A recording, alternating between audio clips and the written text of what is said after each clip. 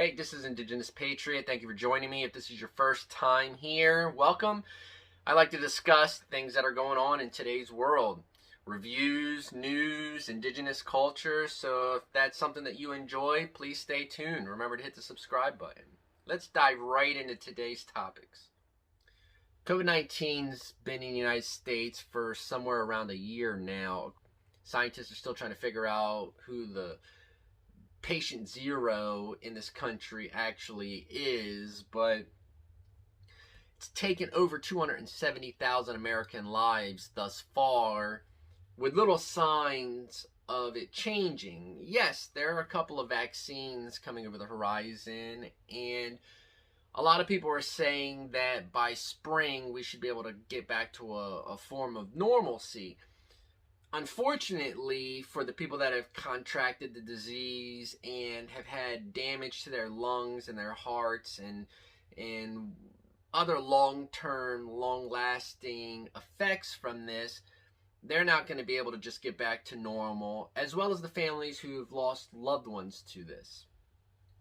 Why am I talking about COVID when generally it's not something that I bring up on my channel?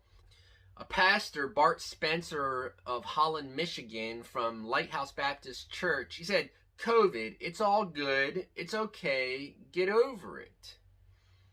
So if I'm struggling with this disease, with its after effects, I still have trouble breathing, or my mind's cloudy, or I lost one of my loved ones, I'm supposed to just get over it. This is a pastor, somebody that people rely on to basically give them life lessons. I mean, what else does a pastor do but preach the word of God to his or her congregations?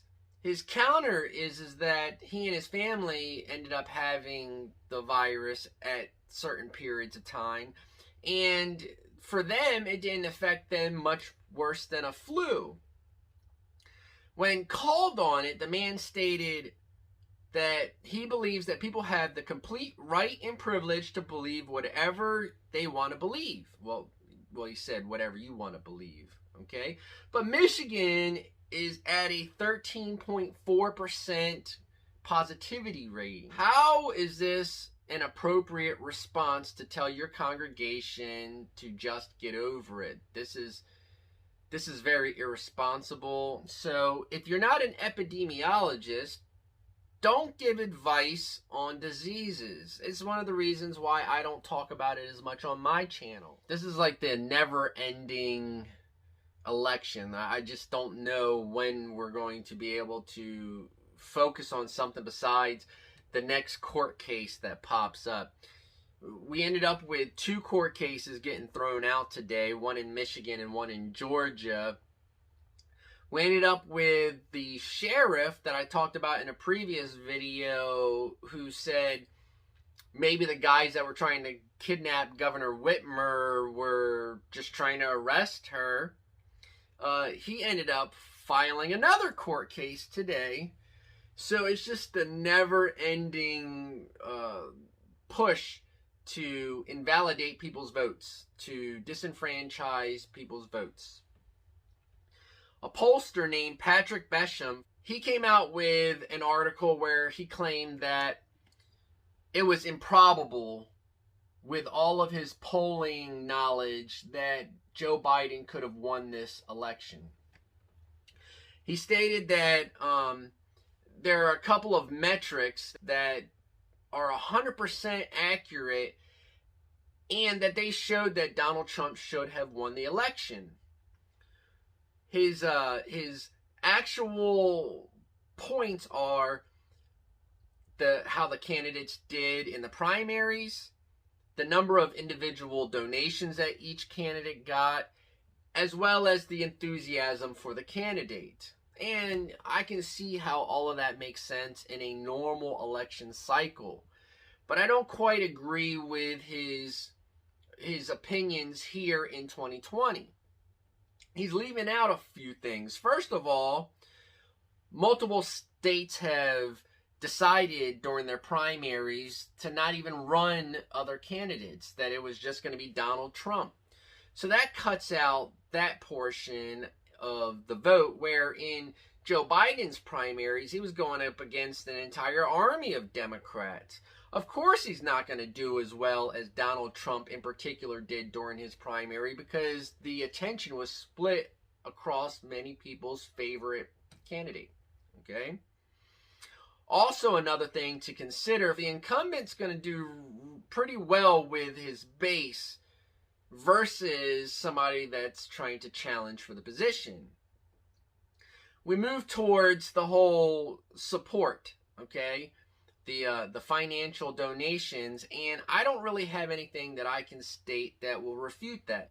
When we're talking about the enthusiasm, I would like to take a slightly different tone on that. Yes, Donald Trump supporters support him implicitly. They believe that he is the best representation for the things that they'd like to see in this world.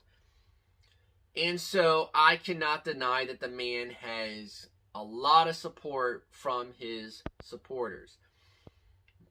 But I'm going to talk about Joe Biden.